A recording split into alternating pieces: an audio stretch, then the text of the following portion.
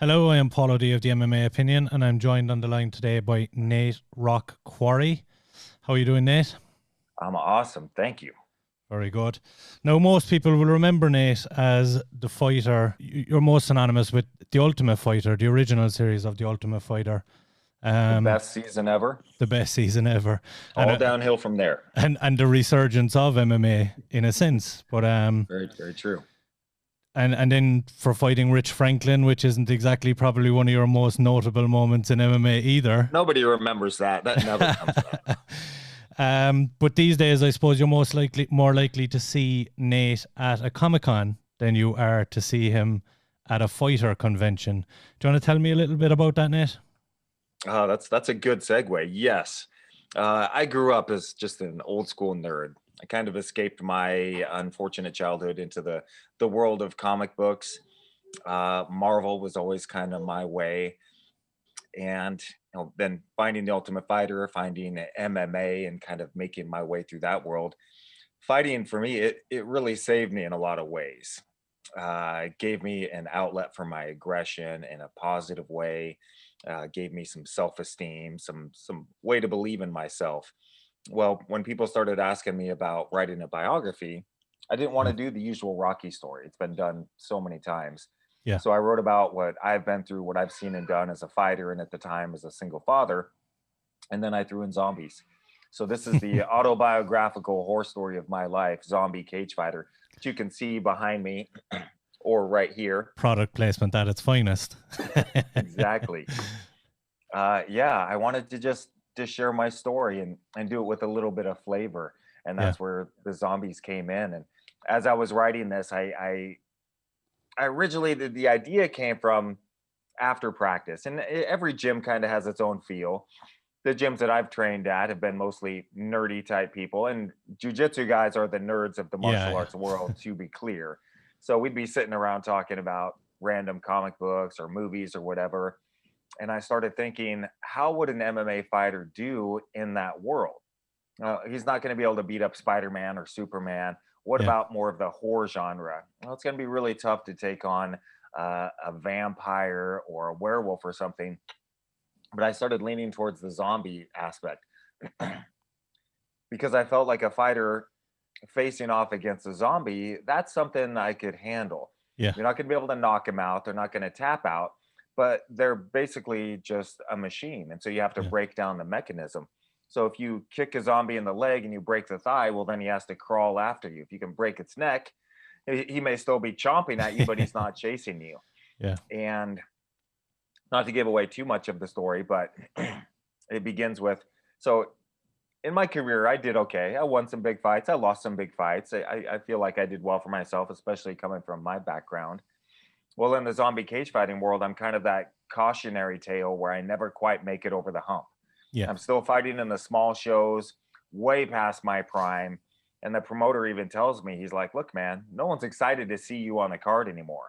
If Yeah. anything, they're a little bit sad. They're depressed. You should have quit years ago. And my response is, but I'm a fighter. This is what I do. This is all I know. And the promoter says, well, not for me. Yeah. And as I'm leaving the venue, I run into an old friend who happens to be putting on these underground shows, these zombie cage fights. Now, every movie you've ever seen about zombies, it's always post-apocalypse. Yeah. There's a handful of humans and a billion zombies, and humans are trying to survive.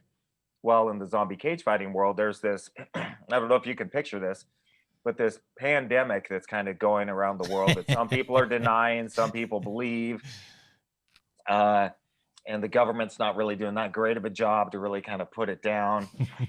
So the promoter, some of these leaning towards evil people, well, as most promoters are generally, they start putting on these underground zombie cage fights. And for an old washed up fighter like myself, it's an opportunity to get back in the cage and hopefully make enough money that I can get my little girl out of the bad neighborhood, get her away from what's potentially going to be this major outbreak. And so the story, zombie cage fighter, if you take away the zombies, if you take away the cage fighting, it's really the story of a father trying to take care of his little girl when Yeah. every single dream he's ever had has died except for one, and that's just to make sure his little girl doesn't end up like him. Yeah, I wanted to touch on that because one of the taglines for the comic strip or the comic series is a washed-up fighter well past his prime, Nate Quarry, in the midst of a global pandemic, with one final dream to ensure that his little girl doesn't end up like him, broke and broken. Now, the first thing I'm going to ask is, are you a prophet of some sort? Because this came several years ago. uh, I think it's just kind of reading the tea leaves, as it were. Minus the zombies, of course. I mean, 2021 has been strange already. We're hoping not to go down that road. I don't know. I see a lot of zombies on TV and a lot of certain news channels. I see a lot of people that have clearly checked out a long time ago that don't seem to be living in this world. Yeah, very true. Yeah. And I suppose the second point on that, the like you say, the more cautionary tale behind it, and making sure that your daughter doesn't end up broken. Obviously, there's a lean towards kind of your past and your fighting career there, and I wouldn't say the bitterness of the kind of the payment scheme or everything that has happened since, but there is certainly a little nod to the acknowledgement of the fact that fighters are so much underpaid. Very much so. Yeah, getting into our lawsuit that we have going on right now and the Ali Expansion Act. Uh, when I started fighting half a lifetime ago, well, I started training when I was 24. I'm 48 now. Took my first fight at 26. There was 5 UFCs a year, I believe. There was next to no chance for someone like me making it into the UFC or one of the bigger shows. Myself, guys like Chris Lieben, all those guys that were on season one of The Ultimate Fighter, we were fighting because we wanted to. Yeah. We had a passion for the sport. And I would always tell people, if you want to do this for money, fame, or women, go join a band. Yeah. It's way too hard. No one knows what this sport is, and it definitely doesn't pay. And right as I was getting ready to kind of retire from my MMA career and move on to something else, I had fought in Richmond, Virginia, defended my title out there the day after my father died.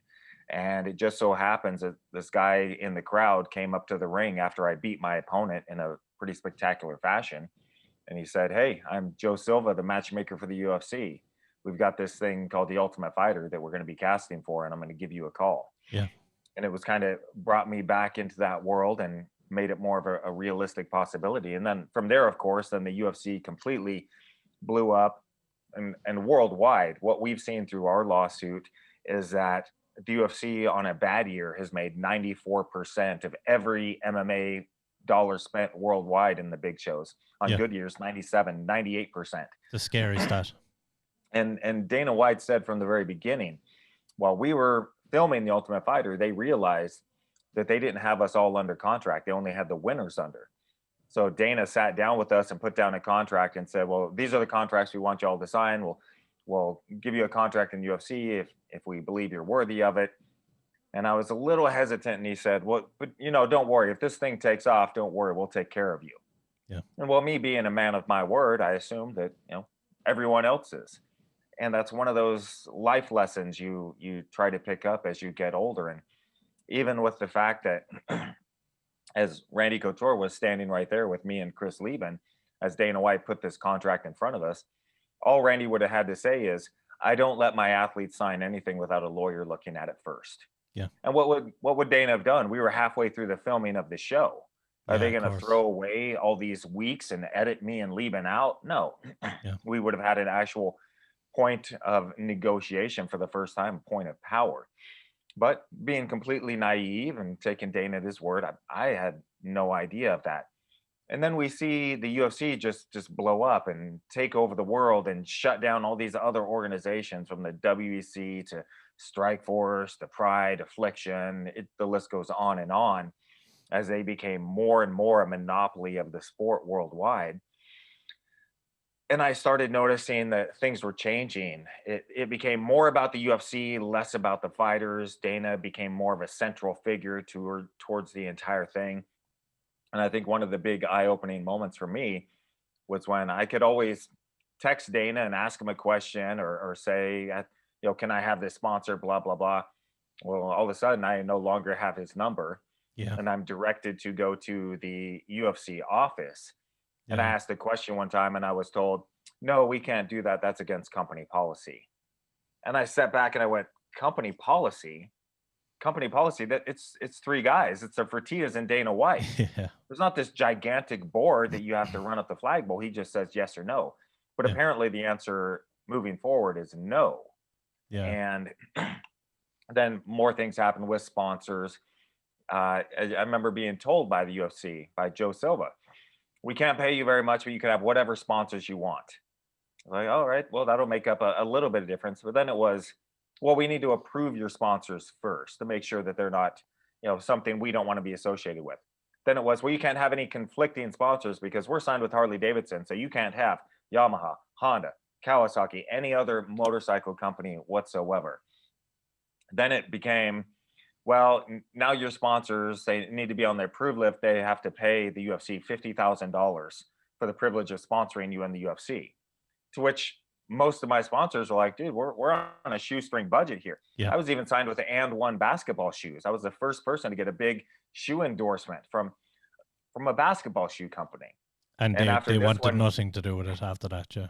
and yeah, and they flat out told me, like, we want to pay you. We want to support you on your journey, not the billionaire owners of this company. So it's just not in our budget. Sorry. And then the next year it went up to $100,000 for the privilege of sponsoring someone in the UFC. And then of course along came the Reebok deal, which Dana said was for the betterment of all the fighters. They don't have to deal with sponsors anymore. Which, from my perspective, this was how it would go. Sponsor would come up to me and say, "Hey, I want to pay you $5,000 to wear my shirt down for a walkout." No, thank you. Yeah. That's it. That's how you deal with sponsors if you don't want to take their money. Yeah. And so the deal with Reebok, and I ended my career right about that time. I would have been paid $5,000 by Reebok for wearing only Reebok gear, as opposed to what I had been paid just the fight before of around $45,000. So I would Yeah. have had a 90% pay cut. But this is what Dana said needed to be done because it's what's best for the sport, bring in this height. In reality, and Dana's actually said this on video, we keep our fighters starving, as hungry as much as we possibly can, so they'll fight anyone, anywhere, anytime, even if it's against their own best interest. Yeah. So for him as a promoter, his job is just to put on the best show possible. And as fighters, as every fighter that asks me for advice, I always say the same thing. You have to treat this like a business. Fight for the love of it. It's too hard not to. But Yeah. if you decide to stay in this game and keep going, you have to treat it like a business. Otherwise, you will be left broken at the end of your career. Yeah. And we're seeing that with guys like Spencer Fisher, who just came out with a huge article about all the damage he's done to his body and specifically his brain. He's got CTE, Parkinson's coming on him. The UFC essentially for years were paying him to be quiet. Yeah. And then the UFC sold the business and those payments stopped. And now you have someone who's completely broke and on his way to becoming completely broken. Doesn't remember what he had for breakfast. Yeah. Those are concerns for me. I think they should be concerns for everyone that's ever fought or is thinking about fighting. But and all this goes into our class action lawsuit where we believe that the UFC has illegally monopolized the sport. They've used coercive tactics to artificially control the wages. The things that the emails, the conversations we've seen through our discovery has just been horrific. How the UFC would treat these fighters, how they would even work with some managers behind the scenes to undercut the manager's own fighters. So the Jesus. manager could stay in good graces with the UFC and bring other Of fighters course, in yeah. while paying their own fighters less or getting less for them.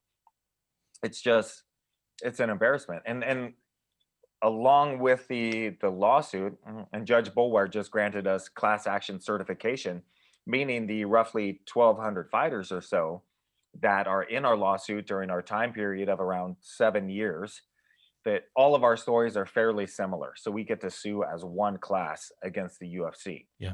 That was huge for us. Now that means that the UFC has to listen to us, that our suit has merit. Yeah. Combine that with the Ali Expansion Act. So for those that don't know, the Ali Act was passed a while back to provide protections for boxers from shady promoters. Promoters who will have an invested interest in a boxer, who will be paying that boxer more than someone else just to give them a better shot at winning. They'll Yeah. control the rankings. They're managing these fighters. They're hiding how much money they're making. They're requiring long-term contracts for these title shots. If you won't do it, well, then they just remove you from the rankings. All that changed with the Ali Act. It meant that no one promotion can become the monopoly of the sport of boxing. Well, MMA doesn't have that. Yeah. So the UFC has been able to monopolize the sport.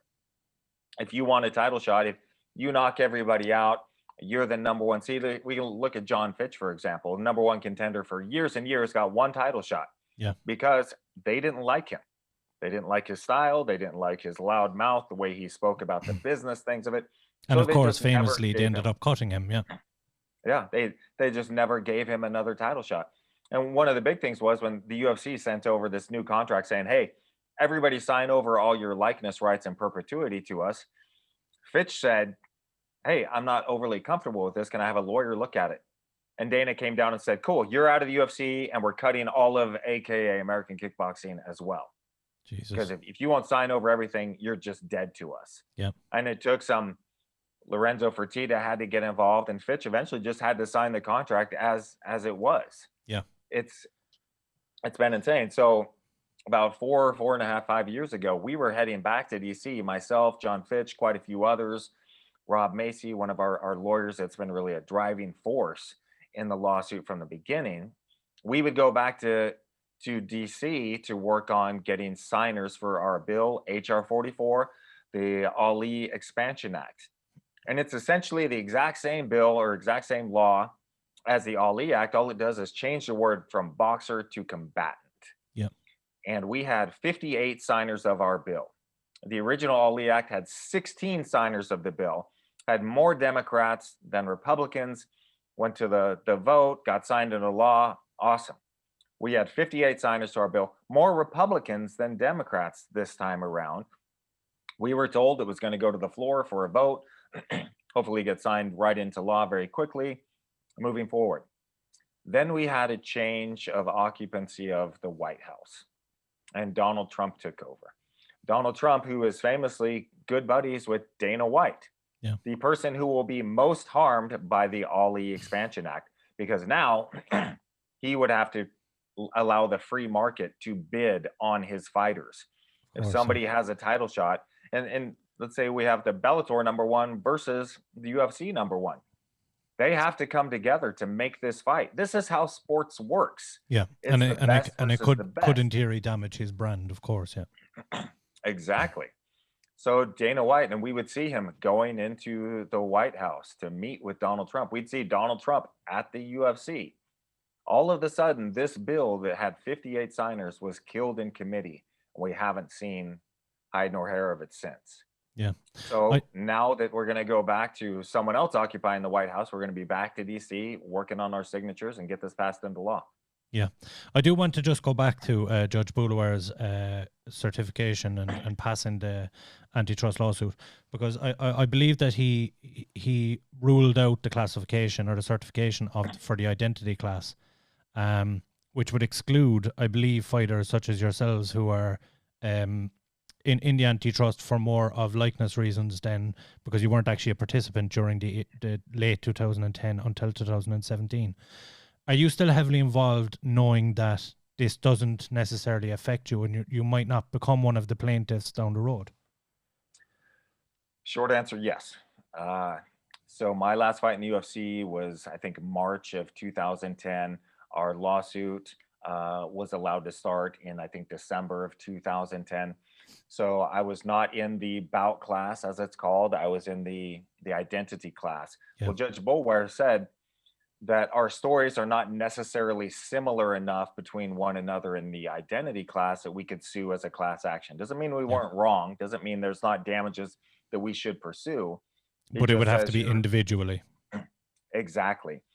However, I knew that from the very beginning. Yeah. And when I originally sat down with the lawyers, my first questions were, what's in it for you? What's in it for everybody else? What's in it for me? And the lawyers, they deserve to make their salary. They have families to feed as well. They're the ones that are working on this. The other fighters, they need to be compensated for the damages done. And what about myself and my family as well? And it was explained to me about the timeline, the statute of limitations, how I might spend years involved in this, which I have the past 5 years or so, 5 or 6, working on this, and then right at the end be kicked out.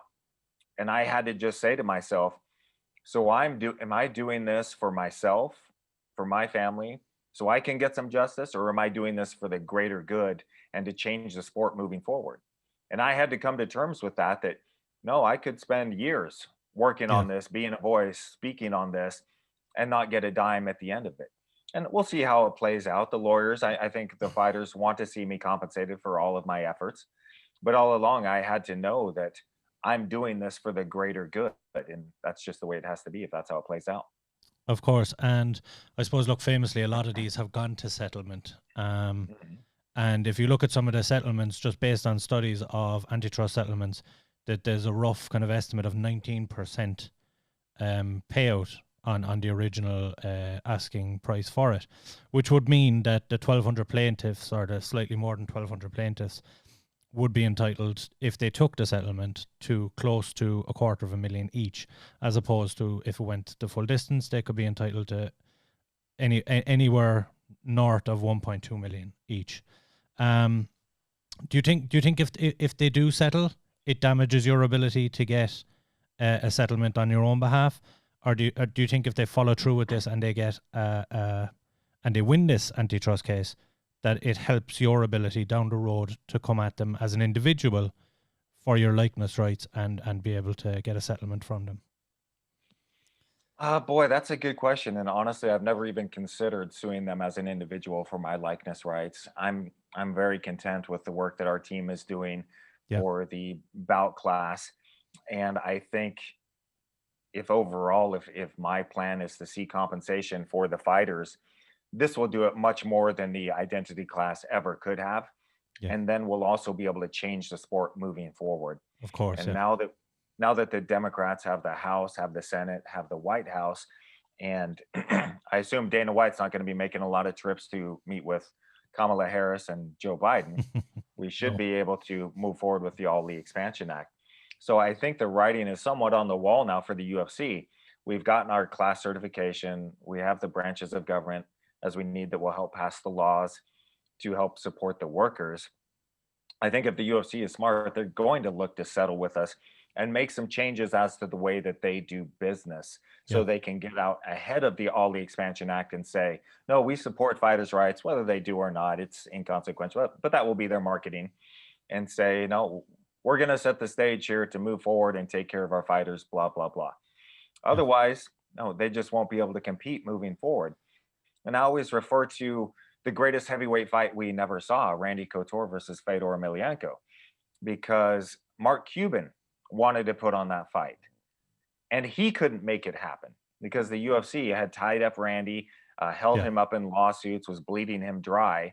And Fedor wasn't going to sign over to the UFC, give away all his rights and likenesses in perpetuity. yeah, So if Mark Cuban, one of the richest people on the planet, can't make a fight that everyone wants to see happen, what hope does any other small promoter have? exactly. Yeah. And UFC can very likely stay in a very dominant position in the world of MMA. It just means now that they're going to have to compensate the fighters appropriately as the free market dictates them to. Yeah, and if I'm to play devil's advocate for just one moment, the UFC obviously they've branded themselves as a sports league, but I think we all know deep down that it has always been a business, and they've always acted as a business.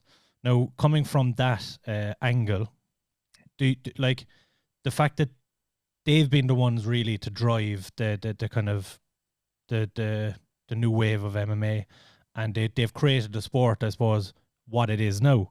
Don't get me wrong, there are some other fantastic promotions out there, and they've done an amazing job at trying to get up to a level to try and compete with the UFC. But as you said, 97% on a good year of the financial takings from MMA does go to the UFC.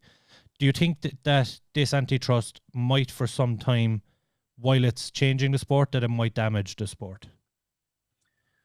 No, I don't think so. I'm sure that there will be some growing pains as different promotions figure things out. But the UFC, if they want to maintain their position as the top dog, they're just going to have to start playing by the rules and Yeah, paying the fighters. it's and and this is what's so interesting to me. Every once in a while, Dana White, well, usually once a year, Dana White comes out with a statement that he's going to save boxing. He's going to bring it back to the forefront. He's going to start ultimate boxing or whatever the hell he calls it. And then a couple months later, he puts out another statement. No, boxing is broken. I can't save boxing. It's too fractured. Well, in reality, because he can't keep most of the money, he Yeah. doesn't want to get involved. Yeah. So, what is that number? In the UFC, the promotion keeps roughly 85% of every dollar brought in. 15% goes to the athletes. Yeah. In boxing, it's the opposite. The boxers get 85% of the money, the promoter gets 15% of the money. So Yeah. Dana saying he can't work in boxing just means in reality, I won't take less than 85% of the money. Yeah. He could come in and he could be making millions upon millions, only taking 15% or 20% or whatever the market dictated in boxing, but he won't do that. Now, in MMA, I'm sure there's going to be someone that comes along and goes, wait, you guys are getting 85%, you're only paying the fighters 15? Yeah. Geez, I'll give them 20%. Yeah. I'll give them 30%. I'll double all of their salaries, and I'm still bringing home 70 cents out of every single dollar.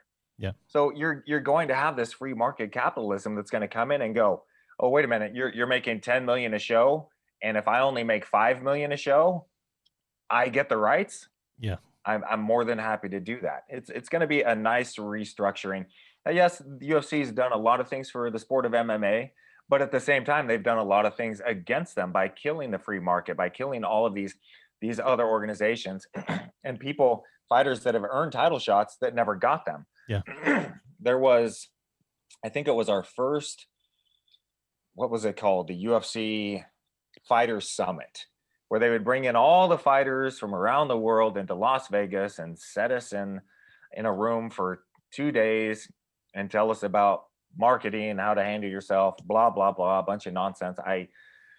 I avoided as much as I possibly could. But one day when I was sitting in there, and I forget which fighter it was that asked it because they were doing a question and answer, and it was Joe Silva and Dana White at the end of the day. And the fighter raised his hand and said, at what point are you going to do an actual ranking system so we can see who is deserving of the next title shot and do it just like boxing? And Dana White looked at him and said, I don't give a damn who you think is worth the next title shot. I put on the fights that the fans want to see that sell the pay-per-views. I don't care about that. Yeah. And that right there is just the ultimate slap in the face. Can you imagine any other sport doing that?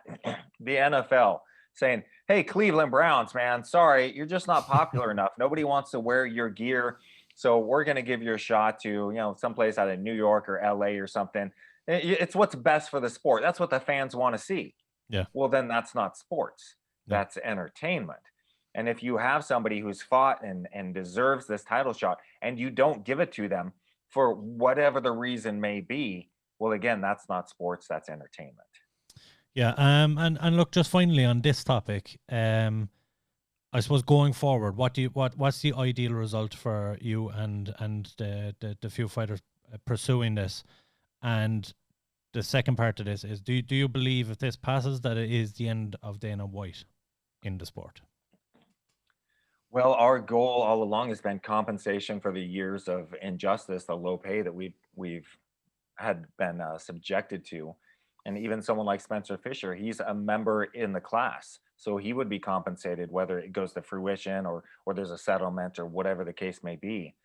So yeah, paying us for years of being taken advantage of, and then changing the sport moving forward, not requiring this never-ending contract to get a title shot. I think a lot of people they're just so clueless about the way the UFC does business. You're never offered a title shot the last fight of your contract. Yeah. Because then you would be potentially a free agent and you would have the title. So the UFC just doesn't give you a title shot. Now, if you win the title and somehow your contract does run out, no, it never does, because you always have one more fight as long as you're the champion. Yeah. So not just compensation, but changing the sport moving forward, making it something where your hard work is actually recognized and realized. And yeah, that's it. And will this be the end of Dana White? I have no desire for this to be the end of Dana White. I have nothing against Dana personally. Yeah. Uh, as far as business wise, as much as I feel that I've been underpaid, taken advantage of in that way by the UFC and directly by Dana, it is what it is, and we're fighting to change that. Every sport has to go through this. In fact, every industry at one point has had to go through this. We used to not even have a minimum wage or fire exits.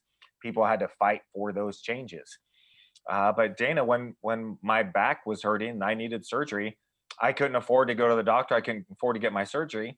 He helped me find the surgeon. He helped me pay for my surgery. Yeah. So personally, I have nothing against Dana. Now, the flip side of that coin is if I had made more than $10,000 in my main event fight at the MGM Grand for the middleweight title, I could probably have afforded my own surgery, but it is what it is. So I personally have no issues with Dana or Joe Silva or the Fertitas, anything like that. Yeah. I'm for the workers, I'm for the fighters, and I want to see them get compensated appropriately. Well, hopefully we get the result you're looking for, and hopefully it doesn't go on for another 6 years, and that we can get some kind of settlement soon enough for the fighters. I do want to just circle back briefly to Zombie Cage Fighter, if I can. Is it something that you might down the road look to option as a cartoon or for a TV series? I would love to, and that's been my dream all along. Is I feel that the story is solid enough that it does really lend itself towards a movie, a series, a cartoon, whatever the case may be. It kind of got introduced to the world back in 2012 or 2013 on Kevin Smith's show, Comic Book Men. Yeah.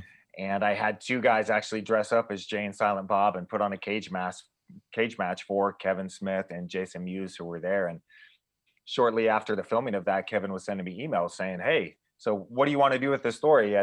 You want to make a movie? What do you want to do?" And I said, "Yeah, man, I'm totally down to make a movie. You know, I'm here." That's just the man to make it as well, by the way. Yeah. So for me, it really is my dream to see this come to life. And I think the biggest compliments I've always gotten about this were my own agent. When I sent him the original story, I'd sat down and wrote 22 pages of this, what became the comic book. I sent it to my own MMA agent, who we became great friends. He was in my wedding. Sent it to him, didn't hear anything back. Kept bugging him. Finally, 3 months later, I get a call from him, and he goes, "Dude, I got to tell you, I didn't want to read this because I knew it was gonna suck, and I didn't want to have to tell you." But he goes, "Oh my God, this is actually really good." I was like, "Thank you." So if I can win over my own agent, yeah, who has never told me what I want to hear in my entire career, I think that plays well for the success of Zombie Cage Fighter. And again, it really is. It has the glory of the MMA fights. It has the horror of the zombies, but at the core of it, it's just a father trying to take care of his little girl. Yeah. And there was times when I'm fighting in UFC and I had to bring my mortgage statement with me because I didn't have money to pay the bills. Literally fighting for food money, knowing if I lose this fight, we lose the house. I could get cut from the UFC. I lose all my sponsorships. And just fortunately, over and over again, I was able to kind of pull it out and keep moving forward. And I really enjoy telling this story through Zombie Cage Fighter and getting all of the excitement. And you even see behind me a statue there that a man by the name of Randy Bowen created. Randy Bowen is the #1 superhero sculptor in the world. You go into any comic book store around, you'll see his Spider-Man sculpture, his Hulk sculpture, anything like that. And we became friends over the years, and he ended up doing this for me. And we have a very limited number of them, and I put a few of them on the Kickstarter campaign. Nice. So for everybody that wants to get involved, go to zombiecagefighter.com, click on the Kickstarter link. You'll see that we've blown past our funding goal. But my goal all along was to be able to print as many copies as possible to get my story out there. Because right now I think we've sold around or had around 200 orders or so for the story. My goal all along is to win 1,000. Because I want to know that 1,000 people are out there reading my story and hopefully enjoying it, hopefully escaping from what this horrific year has been into the world of Zombie Cage Fighter for a little bit. That's perfect. And just to reiterate there, it is zombiecagefighter.com, and you can pick up the books, the Kickstarters there as well, and you also have some pretty cool apparel for the book series that's on there as well, just to show some support. Look, before I let you go, I do want to touch briefly on your fighting career. I suppose, being in the MMA podcast, we got to get into it a little bit. Do it. Do it. Was there any kind of looking back, what was the kind of pinnacle of your career? What you believe is kind of standout moment for you if you look back at your fighting career?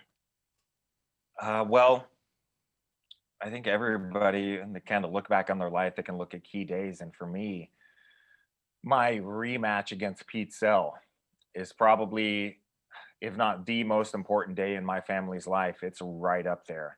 Yeah. Because what a struggle that was. I had fought 4 times in the UFC, won my first 3 fights by first round knockout. Then I get this title shot and it ends in a first round knockout, me being on the receiving end. And then 3 months later, I can't pick up my 5-year-old little girl because my back is hurting so bad. I need this very new back surgery, a spinal fusion. And I'm told by everyone, Joe Silva, even Pat Miletich, said, if you get back surgery, your career is over, your life is over, just live with the pain. Yeah. But it was so bad, I knew I could do nothing. Yeah. So I ended up getting the surgery, rehabbing, getting back in shape. Now I'm training at Team Quest, and Randy Couture had left Team Quest, and the whole vibe of the gym was completely different. Everyone was complaining, everyone was unhappy. So I ended up leaving Team Quest. My daughter's mother sees me on TV, assumes I'm worth millions now, wants to go through this huge custody battle. So I'm fighting for my little girl. All the while I'm living on my credit card. Yeah. And 15 months after my back surgery, I step into the cage for a rematch against Pete Sell. In the first fight, I hit him with a straight left right on the jaw, dropped him, followed up with a big shot. His eyes rolled back in his head, and the referee, Cecil People, jumped on top of me and sandwiched me to Pete Sell. So Pete, and it's a flash knockdown. Yeah. He immediately, he's aware of what's going on. He's going, what are you doing on me? Get off of me. And I'm like, dude, I can't. I'm being held down here by Cecil Peoples. So then Pete jumps up and he goes, this is bullshit. They stopped the fight too early. And I'm sitting there going, man, I have nothing to do with it. I just came to fight. Well, now Pete wants a rematch and the UFC wants me to fight Pete. And I'm going, all right. So it's 22 months since my last fight where I got brutally knocked out. It's 15 months since my spinal fusion back surgery. I've left my world-class team. I'm now on my own, putting together a hodgepodge team that will hopefully get me to where I need to be. And Pete's been training nonstop. He's been winning, and he's got Matt Serra, the current champ, in his corner. So he has been focused on this career. And I show up to Vegas with $25,000 in credit card debt. They canceled my credit card as I checked into the hotel. And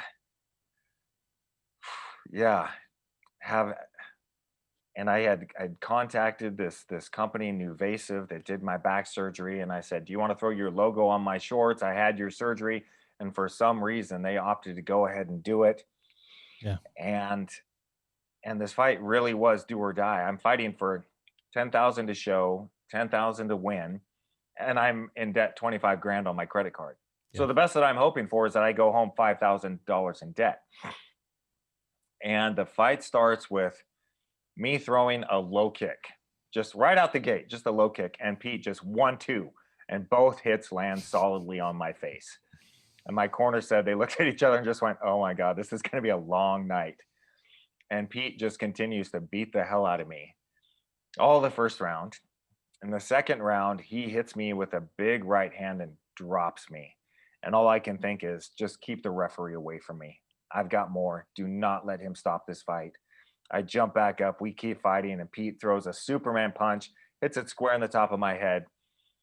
And it was like the last bit of ring rust came off of me. And I just thought to myself, yeah. No, or never. This is how it's supposed to be. Yeah. I'm supposed to take a beating, but I'm going to win. It wouldn't be that great of a story if I just came right out and knocked him out. It's supposed to be exactly like this. And I looked at him across the ring at the start of the third round, and I thought, if I don't win now, this is all meant for nothing.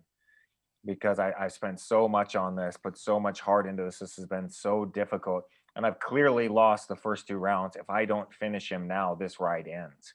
Yeah. And I ran across the ring and I hit him as hard as I possibly could and dropped him and stood above him saying, "Man, you talked a lot of trash before this fight. Do you have anything else you want to say?"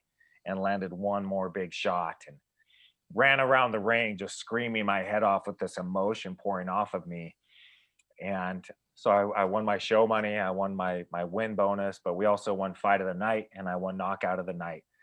So I went Nice. from being $25,000 in credit card debt to having a $50,000 payday for I want to say that night, but really it was 22 months in the Yeah, of making course. Yeah. of work. And that one day allowed me to stay in the UFC, allowed me to get my sponsors. I ended up working with the company and did my back surgery for years after that. It really was life changing for my family. And then not just that, because it was such a huge story that I could have a back surgery, a spinal fusion, and return to fighting in the UFC. That I was contacted, the company Nuvasiv was contacted over and over again. My back hurts. Can you help me? What can I do? I want to get that surgery too. And I became a spokesman for people that were suffering from back pain. And Yeah. that one day really made the future possible for myself and my family. And for those who haven't seen that fight, that is one of the all-time classics in the UFC. You need to go check it out. Um, Look, before I let you go, we kind of ask our guests on the MMA opinion to tell us something that we might not know about them. So is there anything that we don't know about Nate Rock Quarry? Boy, I don't know. I'm really You're an an open open book book, in yeah. a lot of ways. Give me a potential topic, and I'll think if I Oh, can think of Jesus. anything. I suppose maybe childhood or something we don't know about you there. Uh, well, most of my childhood stories are unpleasant. I guess, yeah. So, and this is well known too. I was raised in a religious cult as one of Jehovah's Witnesses, and I was not allowed to do any sports as a kid at all. And as a kid, just my heart would break as I would see the other kids at school go out for wrestling practice or play football or something like that, and made me just really built up this anger inside of me for years and years as I saw my childhood slipping away. I couldn't fit in anywhere, being in a cult that I was too wild for, and Yeah. being in the world that I was obviously too tame for.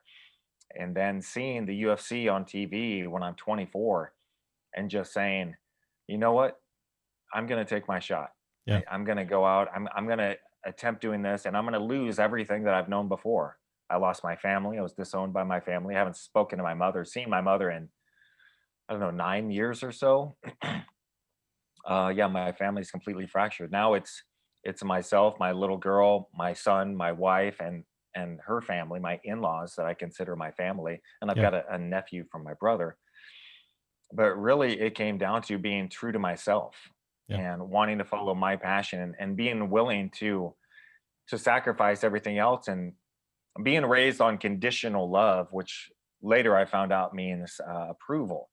Well, if you do what we tell you to do, if you follow this religion, then we'll approve of you. But if at any point you decide not to, we're going to completely disown you. Yeah. Well, that's not love. So I had to come to terms with that and realize, my happiness is just as important, if not more important, than making other people happy by living by their set of standards. And it was always by being true to myself, by finding that freedom and quitting my job at 30 in construction to really take a shot at this MMA thing. I think the most I'd ever been paid was $500 fighting in small shows. But I saw my father die that year at 62, and I went with him to pick up his final paycheck. And Yeah. I just said, I'm not going to go out like that. I Yeah. would rather fail on the grandest scale than live this quiet life of desperation where I always wonder, what if? And I kissed my father goodbye. He died a few days later. I'd spent the last 3 weeks of his life with him, helping prepare for his passing. And then I had to tell my mother, I've contracted to take a fight on the East Coast months ago. Yeah. I have to go fulfill this obligation. So I kissed my father goodbye and flew out to Richmond, Virginia. I got word that my father had died while I was cutting weight. And then the very next day, I was fighting and took out all of that aggression, all of the emotion that I'd been bottling up on my opponent, who, as usual, was 4 inches taller than me, had 3 times as many fights as I had. Yeah. But I got a hold of his arm in the first round and snapped it. Mm. And that was the fight where Joe Silva was in the crowd and came up to me and said, "All right, we're going to call you for the Ultimate Fighter." And I think back to those times over and over again, and I consider myself to be incredibly lucky for where I'm at. But along with that luck meant preparation, meant that I was doing my part. While I was there with my father as he was dying, I was 3 hour drive away from my team. So Yeah. I couldn't work out with them. I couldn't train MMA. All I could do is lift weights and run and visualize. And that's what I did. I took my responsibilities seriously, and always just made my reality as real to me as possible. My visions for my reality as real as possible, I should say. And I think all too often we give up when someone tells us who we're supposed to be or how we're supposed to act, or how we're supposed to be. And in reality, if you don't believe in yourself, no one will. Because Definitely. all too often you have people out there that as they get older, they get more and more bitter because every one of their dreams has failed. And then it hurts them to see you being successful because then it reminds them how great they could have been. So for me, it was believing in myself regardless. People used to laugh when I said, I'm going to do sports Yeah. because I was not an athlete. I was a nerdy, scrawny little kid who loved comic books, who never played sports. All I had was heart, and I Yeah. could take a punch. And that was enough for me to pursue my dreams. Yeah, look, I suppose looking back at that, it probably did sculpt you into the fighter that you were with your toughness and that aggression that you showed when you were in the cage. Look, we massively appreciate you coming on and sharing your story with us, Nate.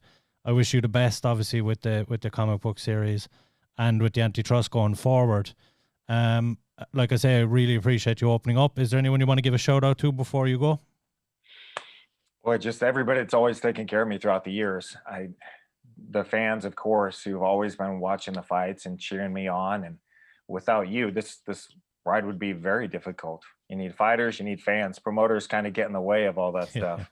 And then, of course, the team that has always been around me, my coaches that stuck by me, Greg Thompson, Jeremy Wires, Dan Burke, Mr. Leonard Trigg.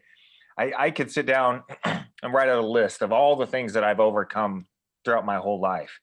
And on the other side of the paper would be how many times somebody stood up and wanted to help me at those times, whether it was people that would just say, "Hey, I believe in you. I want to give you some cash to help you buy food for this week," or a coach like my coach Greg Thompson saying, "I'm going to be here for you and I'm going to corner you and I'm going to work with you." Or one of my most touching moments was my coach Leonard Trigg, who's my boxing coach, most sought after man in Oregon for boxing.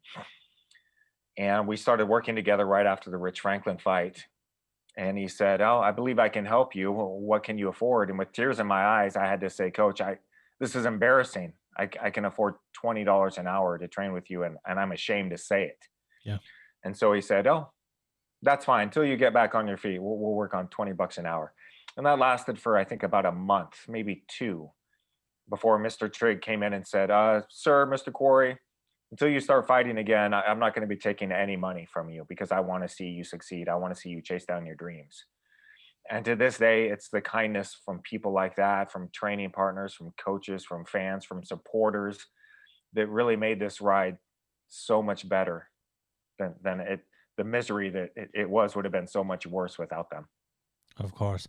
And again, look, I'm going to give another little plug for you there, zombiecagefighter.com.